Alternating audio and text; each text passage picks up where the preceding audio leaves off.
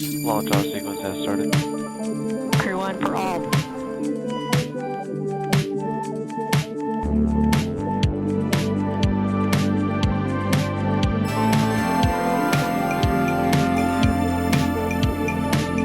My name is Jessica. I'm Ed Hoffman. Welcome to Moon Snacks, your podcast that brings together leaders, movies, and snacks.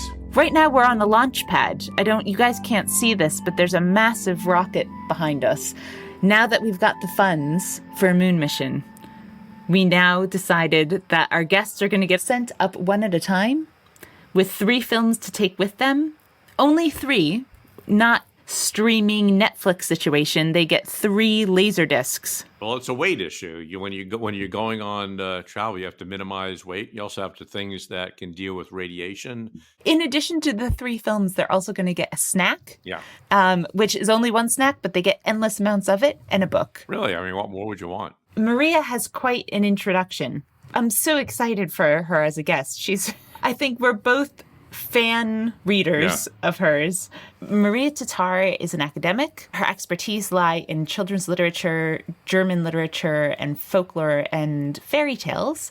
Not only is she a prolific academic and author, but she has made the transition from being an academic to someone more in the popular culture. A lot of artists read her. You're from NASA, you read her. Yeah. She has these beautiful annotated books, Hans Christian Andersen and the Grimm's Brothers, and then also books that go more in depth to different aspects of folklore and fairy tale. Oh, Maria, it's so nice to see you. Good to see you. Ed, hi, how are you?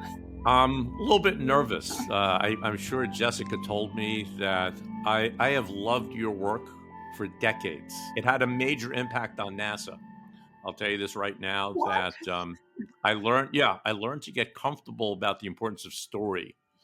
Because I may be wrong, but I always felt what I learned from you in the most recent work, the 1001 Heroines, is that every person has a story, and the story will be different, but you have to give people voices. Once I figured that out halfway through my term, we started using stories, and we had project people and scientists telling stories. And we valued the fact that we see things and we tell things different ways. We have a mission for you. People who love still the world of play and pretend and movies. And Ed, what is that mission? We're going to send Maria to the moon. Yeah. Now, this is a real honor to you. Hopefully you take that way. So one of my dreams a long time ago was that I would be the first psychologist supporting a colony of humans on Mars and the importance of values and ethics and creating something right. And one of the things I think is really important is that when you go to a new place, you have a storyteller. You have someone who can share stories of what works, lessons, getting people to talk about the kind of values we want. And so the purpose of sending you to the moon is to be just one of those people who can get us to think through myth, through our history, and through stories. What kind of society do we need to create together to hear all of our voices and to create a successful society? So hopefully you would like to go to the moon to be part of that colony.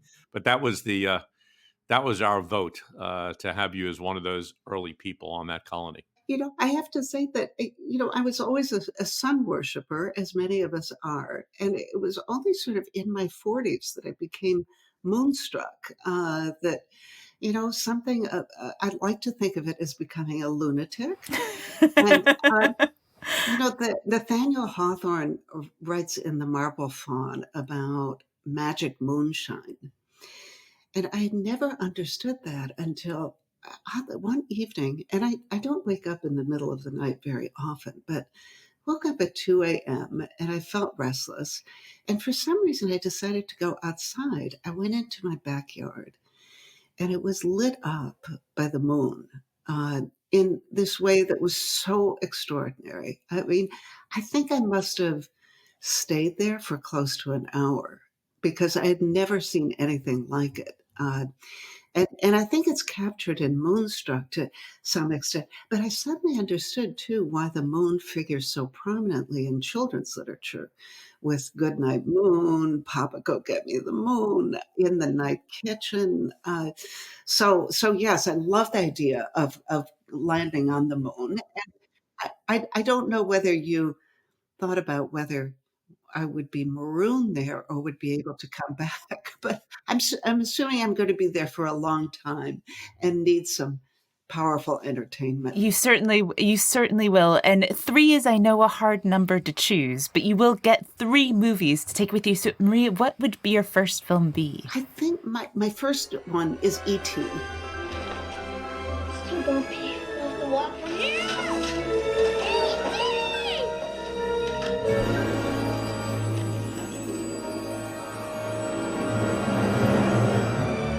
I watched it again, and it holds up. It has not lost any of its fascination. And it is, we were talking earlier about connection. It is about making an emotional connection, learning how to feel. Elliot, and by the way, E.T., think of Elliot's name, begins with E, ends with, and they're sort of doubles of each other, and E.T. teaches him how to feel and to connect. He animates him, he reanimates him after a traumatic experience. He heals him quite literally at one point when Elliot cuts his finger on the saw blade. And this idea of healing and connection, I think, uh, is dramatized so beautifully in the story. So, and of course, also emotional connection, but also flight, the fantasy of flying. And I love the way the film gives you the child's point of view for about the first half. You're seeing the camera work is amazing. You're looking at everything from below, the way that a child would see it. So you were infantilized and disempowered in a way. And then suddenly, taking flight, being in control, being liberated and animated and all, and then the incredible finale of the film, which is so beautifully, it's the Spielberg touch in great ways. That's wonderful. I also love the idea that you are going to be a visitor on the moon. So in a sense, you've become an alien. That's exactly it. And I think that, there's something about suddenly being the other and discovering that you have to learn how to navigate this new world, how to survive in it. And the only way you're going to survive is by making friends with the others there. The importance of friendship becomes quite vital. Do you remember seeing the film? I guess I was just growing up in some ways when I saw it. It was transformational in a general way. I love those kinds of movies. We've discussed this. The notion of fantasy, the framing things from a child, troubled child, the connection to this, the alien.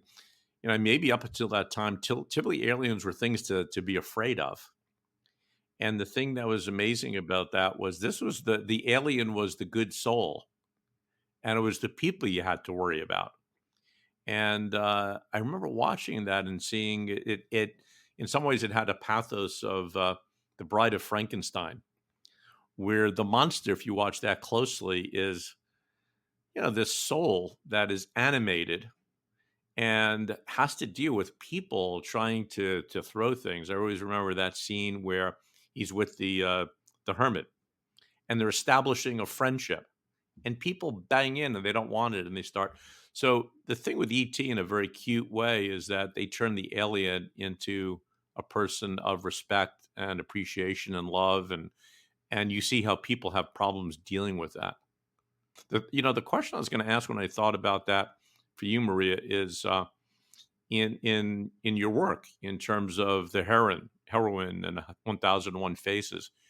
You talk about the importance of voice for all people. And you talked about your own experience in terms of going for your doctorate. And one of the things I've seen in organizations is women being silenced or dealing with other kinds of issues. And so I wonder if the ET is also that part of the alien. How does the alien be able to have their voice being heard so that people understand the reality and the truth? And I wonder, I'm asking you if any of that also appeals to you about that story of being the alien and trying to break through. Oh, Yeah, that's a great question because you're pointing to the vulnerability of ET and the way in which ET learns sort of about life on Earth, about language, and about emotion uh, through not just through Elliot, but he watches movies all the time. Remember when he's watching The Quiet Man? I looked this up. I hadn't realized what the film was. He was watching The Quiet Man with John Wayne and Maureen O'Hara kissing. And at the same time, we get this wonderful montage with Elliot kissing the girl of his dreams. Uh, and so, this sort of channeling of emotion. I'm reminded of a beautiful book by Ron Suskind called Life Animated, in which he tells the story of his autistic son, Owen, who learns about emotions and feelings through, guess what? By watching Disney movies. And he learns how to speak. I mean, think of E.T., the way that Elliot teaches E.T. language. So Owen learns how to speak. The first words he says are juicer boss, juicer boss. And he keeps repeating that. And finally, his mother realizes that he's saying, it's just your voice from The Little Mermaid.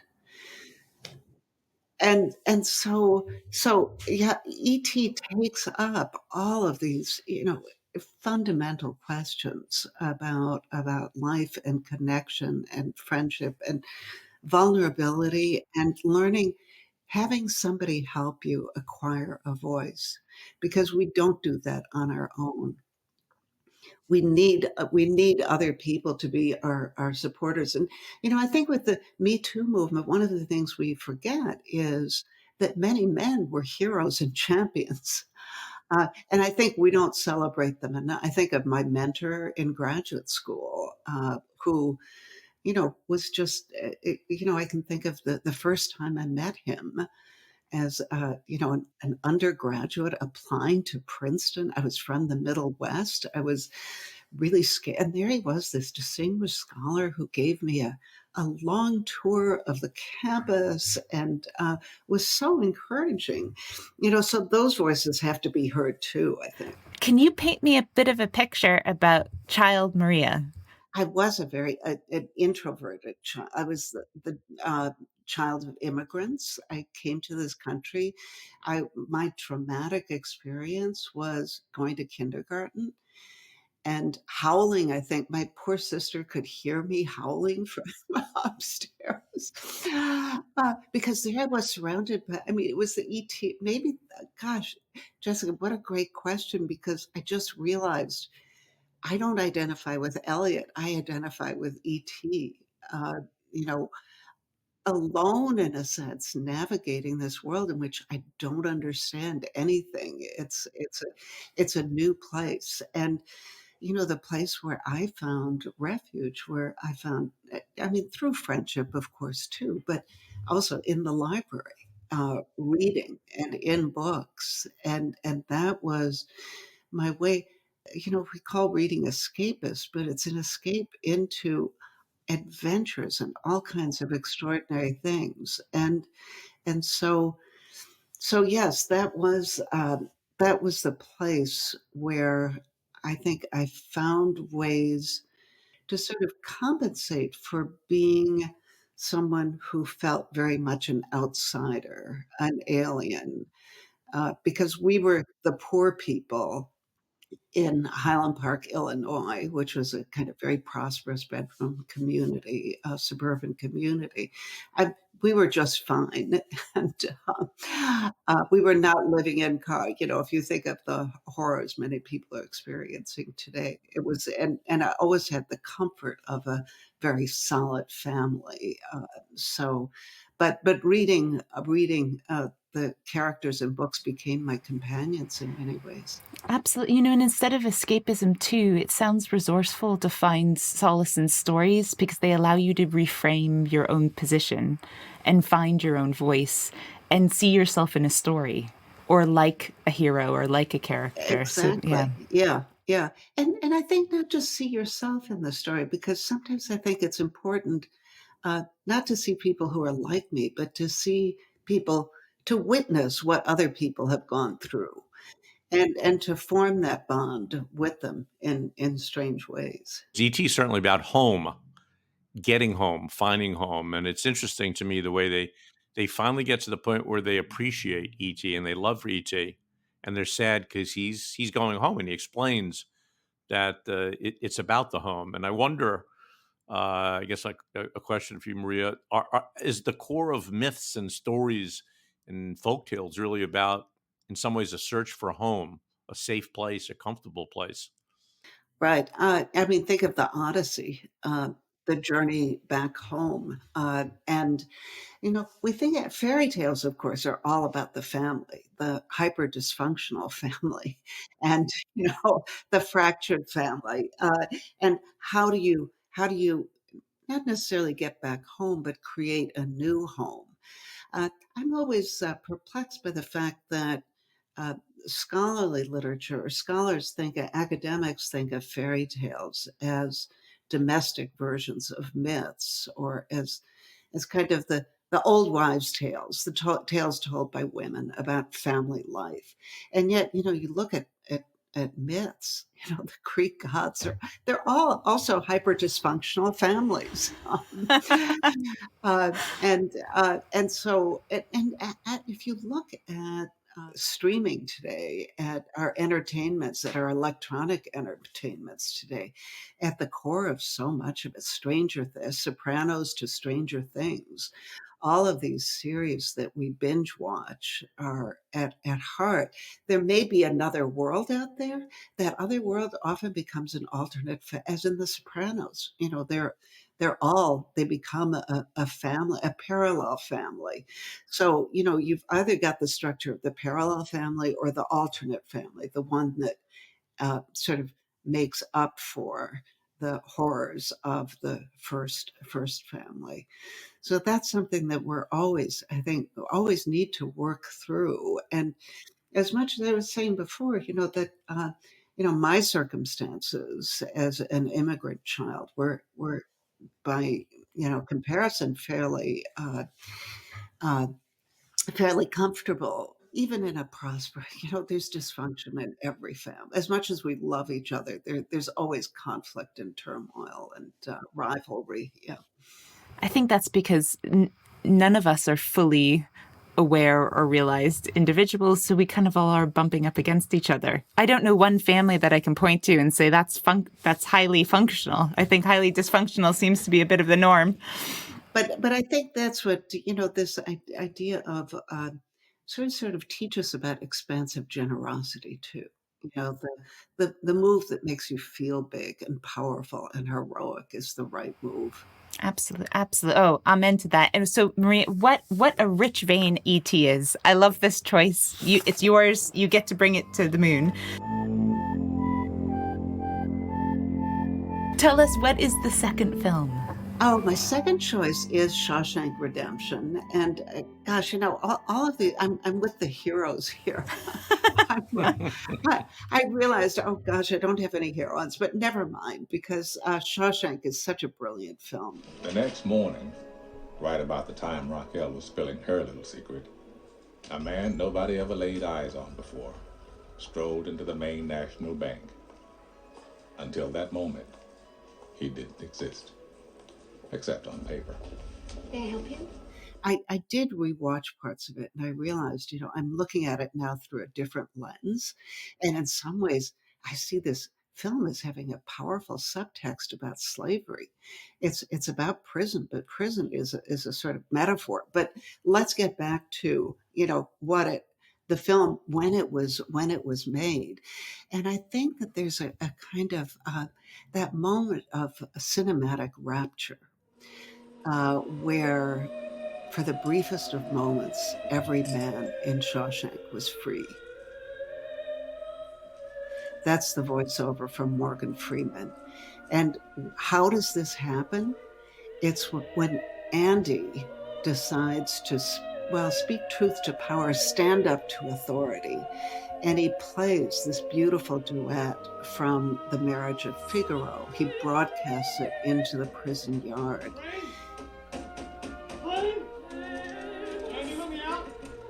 And there's a wonderful montage where you see how the music captures, the voices of these women captures the attention of the prisoners.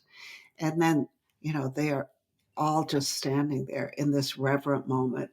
And it's followed by violence, by the crashing of the breaking of glass, the prison guard who is going to, beat Andy up.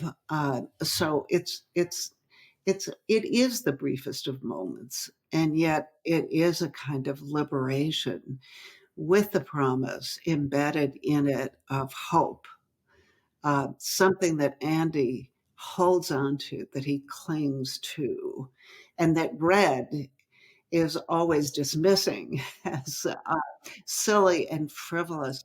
But Red is won over in the end. And those words, I hope the Pacific is as blue as it is in my dreams. And I hope I get to shake the hand of my friend. Again, this idea of connection in the film. So it's just it's a great work of art, and it shows us again, the power of the movies to wake us up emotionally, to animate us. And is it transformative?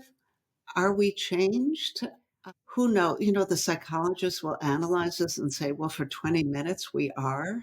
But it doesn't last. I think it does last. And I think it lasts in the kinds of conversations we're having and that we have with others about the power of art to help us navigate the worst of circumstances.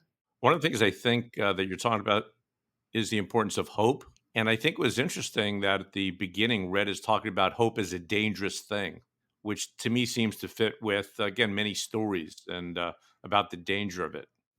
Yes, well, the famous double-edged sword, and the skepticism about hope. But I think the fact that he's won over is Yes. quite extraordinary. Yeah. And I do like the idea of being able to find freedom, connection, deep friendship, and liberation in a closed universe, which is what the jail is. And so if you're on the moon, if they can find it there, you're going to be able to find it anywhere. But there is a filmmaker's lesson in that film too. And I didn't know this recently. I was listening to Dak Shepard's podcast, Armchair Expert, and they were talking about Shawshank Redemption. And I didn't know it was a flop when it came out. That's interesting. I was not aware of that either. And yet it's become a classic. You ask about when I saw it, and I think part of the reason I block it out is that I play that clip with Andy in the warden's office, putting the needle on the record to my students. And when the clip ends, you can hear a pin drop in the lecture hall, and we all just have to take a breath and sort of try to process what we have just seen. Suddenly, you're listening to the voices of imprisoned men and hearing their stories too. So that's another aspect of it. And it was a flop financially, but it's now has it recouped? Oh, itself? absolutely. And found its audience. And I'm always interested in story and time. So it found its time. Maria, you mentioned teaching, and I think both Ed and I would be remiss not to look a little bit about that part of your life too, because you're not just an author and you don't just lecture and you don't just get sent to the moon. You teach. It's a huge part of your career. And you said, do you often use film in your teaching? Yes, and as we speak, I realize that film helped me understand. So I spoke about how fairy tales became such a fascinating topic for me because they became a portal to not just the academic world, but the world, all of us, all of us are connected with stories. And film, I think, became a portal to affect, to, what psychologists call affect, emotional life. I began to understand how, I would put on a film clip and I press the button and I watch the students lunge forward, and then the clip ends, the sequence ends. And as I said, silence, but I can feel it. The emotional energy is just palpable. And so that bonding experience, it really changed my way of teaching. And I think helped me to forge connections to my students that I had never had before. And I always had on an intellectual level. But suddenly, and I think academia has woken up to this, thinking about, what Bernstein called the effect of music, the effect, what does this do to us? Is it, what does it trend? What does it change in our lives? What does it give us? And what does it help us to do? So my teaching went through many phases over the years, but I think, what I also learned, Ed, was about how students are just the hunger for stories, and I mean, it's nourishment. It's soul food. It's everything that they want to get from the college experience in a way. Not every. I mean, they want to get the analysis, the skills, and all of that. But those are nothing without the power of connection. I was going to say, I think, I've mentioned in my background at NASA, sometimes people are surprised about the power of stories. I worked with one large organization on knowledge. How does it get captured and shared? And one of the activities I did was I asked, take a few minutes and think about a project that you worked on that had a lot of problems and challenges, but ended up successful, and just describe what happened. They took a few minutes, and I started looking around the room. There was a couple of hundred in the room, mostly senior folks. And I saw one man starting to tear up. And when we started going around, he volunteered. He said, I've worked in this place for 36 years. And when you asked me to think about a story, I really started realizing how much I love this place and how important it is to this country and to the city and to the citizens, and how much I appreciate working with the talent, because that's how we overcome these problems. And he said it saddened him a little bit that we've never done this before. But I so value where I work, and I have love for the people I work with, and I'm glad that I had this opportunity. But in 36 years, we've never done something like this. And I heard that in different ways at NASA. I had a senior leader come up to me, said, "Thank you." And I said, "Thank you for what?" He says, "You're allowing us to tell our stories, which you're allowing us to be the experts, the gurus, and to learn from each other. And usually when we learn, it's always been we bring somebody else who has the knowledge and the wisdom when we listen. And the ability to tell a story means that we have something worthy to tell." And I've seen the emotions of giving people the chance to tell their stories and to listen to their stories. So, And you're pointing also to gratitude. And I know it's a little bit of a cliche, but I think of my son-in-law, who credits all of his personal and professional success to writing great thank you notes. His mother taught him to write thank you, and he developed this into an art form. And the secret is not just writing a wonderful thank you note, but doing it immediately. you know and there's that, again, expansiveness, generosity, being, and seeing the other, uh, letting them know that you heard them as well. So I love that story, Ed. Thank you. Do you know, Maria, you also are getting me thinking that maybe the reason why Ed and I both find films transformational, and the reason why you did in your classes, is you can read a story or be told a story and have the privacy of your imagination, even with a group.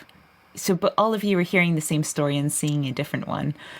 But there's deep intimacy in witnessing a story, the exact same story together. I mean, that is truly intimate. So, picturing you showing a clip in front of your class, that's quite profound, actually. Oh, yes, and in the dark. I would add that to it. There is something about that, that you're you're together, you're alone together in a way. You're with each other, and I talked about that sort of palpable energy. Uh, you you even in the dark, you feel the presence of the others in the room, and you get their emotional vibes as well. There is a story, Ed, of when you hired Jay, who was an oral storyteller, and he had to come to NASA headquarters and kind of sit in an executive board meeting describing why we just hired an oral storyteller. And do you remember what happened when the room was not the most friendly until he started telling his story? Because, some of these guys who were in suits were like, well, what's your deliverable? And he said, look, my deliverable's a story. And everyone was getting very uncomfortable with this. And so he stood up and said, you know what, let me tell you a story. And he proceeds to just tell a story. And looking, Ed was sitting across from me, a bunch of other people were in the room, but looking at the faces of people who then melted into the story, these adults, and suddenly they got it. It was a very magical moment. What you described, Jessica, was so familiar. This our discomfort with this. We're going to tell a story in front. Oh, that's weird. Totally. And unless you're a really good storyteller, it is weird. It can fall flat, and it can. It may not be relevant or relatable, and all of those. So things can go wrong.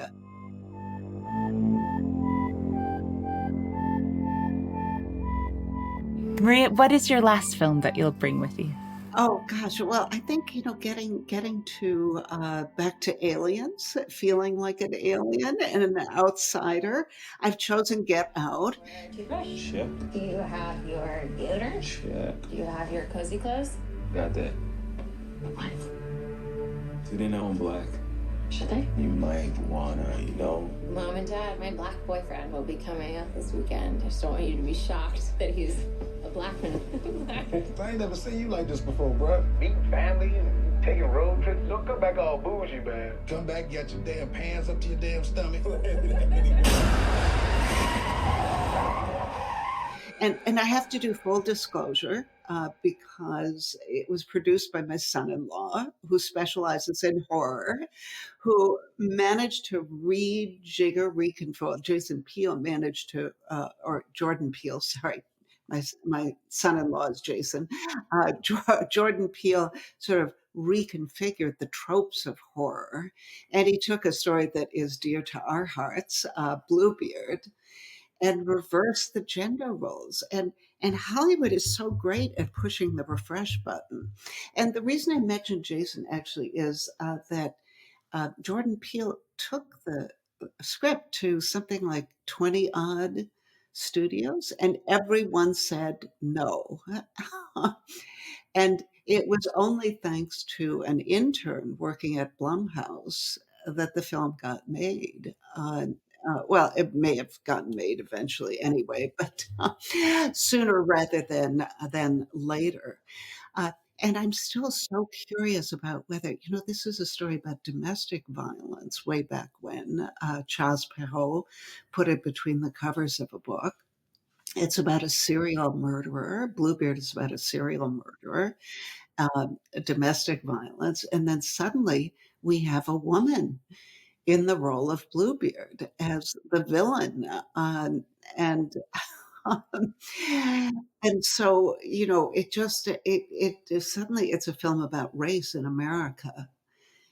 And so, talk about getting us to think more and think. I always think of Einstein. I love to, who knows whether this is true or not, but Einstein said, if you want intelligent children, read them fairy tales. If you want more intelligent children, read them more fairy tales. And I always think, I like to think of them as riddles wrapped in a mystery inside an enigma. That's Churchill on Russia, but never mind. We have to unpack so much. And this is why, you can see a film, and I can go through this repetition compulsion on the moon, watching these films over and over again, because each time they're a little different. So, yeah. It's also the importance, I think, the story. Sometimes you just got to, like the title says, get out. I remember part of the movie has his friend who's saying, get out of that place and don't stay there. And yet I think sometimes we feel the safer things is to stay in a situation that's clearly not right. And, the lead in that gets to the point where this isn't right, and I'm going to take action to go into a different place, which is a very powerful message, I think, in itself. Oh, yes, absolutely. And actually, as you say that, I'm reminded of the importance of friendship, because that is without friendship, without your friend being there for you, things would have turned out quite differently. Absolutely. There's also a tone to that film. It's almost joyous fear, because I saw it in a cinema in Edinburgh.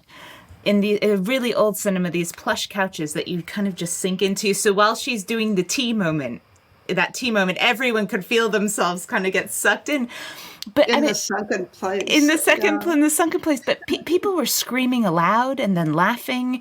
There's that, when I say joyous fear, it's fear first and surprise and horror, proper horror, but there's a bit of a tension release that we've all didn't realize we were holding on to. It's good old catharsis. Yeah, and in a setting with others, that collective experience, and I mean, that's what's so great about movie theaters is the respond, and it's funny how people will describe seeing a film and hating it, and I say, why did you see it? Where did you see it? And it turns out on a small screen.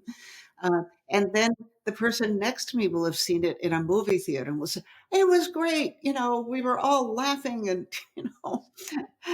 so yes, the movie changes depending on the setting. Well, Maria, you are brave to watch it on the moon alone. I hope you're not alone forever, because we are sending friends your way. And you're also a good friend. Supporting Jason's work, it's a phenomenal film. So I like that there's a personal connection to the final film. The launch is about to happen. I think one of the things that you get to choose is your favorite snack. And the good thing about the snack or the food is that it continuously replenishes itself. So anything you choose, it's always available. And has no calories. No calories. Well, you're almost weightless on the moon anyway, so it doesn't matter. Oh, yeah. Okay. All right. Okay. So, Emac and Bolio's Oreo ice cream. Oh, nice choice. But I have to add a footnote. For breakfast, that's for dinner. For breakfast, I would like warm French croissant. Oh, you know what? Both are yours. We're generous here. You get both. That's excellent. Do you have jam or anything on your croissant, or just plain? You've read my mind. I was going to add with lots of butter and some, let's see, any kind of jam would be fine. Maybe a selection so you don't get sick of one flavor. That's probably best. Oh, well, that sounds delicious. They're yours. And you get a book. One book that you can bring with you. Gosh, well, again, this was a great question because I have thought about this so often, and I finally landed with Middlemarch. Oh, yes. I chose it for many reasons, mainly because of the last sentence of the book, which everyone can look up, and because it's just soothing in a and I finally found a heroine. I chose all these guy films. Yes. But we have Dorothea, and it's just it's a novel that I discovered late. I read it in high school. I don't know. Did you? Out of my mind. Yeah. I mean, it's so it's so irrelevant. It's also dense. I remember reading it for you can read the same paragraph and over again, and it's almost like she's speaking in a fourth dimension. You just think, oh God, there's a lot here. There's a lot here. That's right. That's right. And that's why I think I remembered so little of it, and I could reread it, and it was a voyage of discovery for me. Yeah. You will get so much pleasure out of having that on the moon with you. There's a lot to unpack, and in there it will keep you occupied. Mm-hmm. Maria, it has been such a pleasure. I'm hesitant to send you to the moon because I think Ed and I want more time with you, but we will be joining you at some point up there. That's right. Oh, I can't wait to hear your choices. I know we do have to work on them, Ed. You know, when you had a lot of good seconds too, from Winged Migration to Moonstruck. I know that you were so thoughtful about your choices, Maria. That's a good collection. Go for launch. T-minus 30 seconds. Roger, go. Bye, Maria. Good luck on the moon. Crew 1 for all. Bye-bye. Tanks pressing for Strawback retract. Great trip. We've packed your croissants. T-minus 15 seconds. Doing the countdown. All right. Falcon 9 is configured for flight. You might get to see ET in person. I'm excited. I'm excited.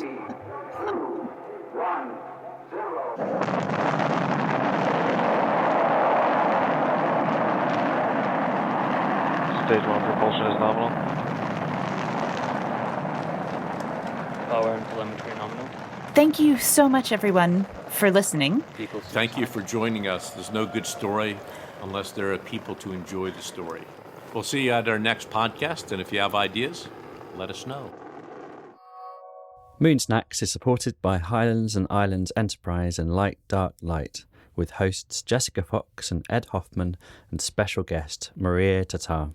It was produced, edited, and with original sound design by me, Ben Please. Brought to you in partnership with Highlands and Islands Enterprise, the economic and community development agency for the north and west of Scotland. HIE.co.uk.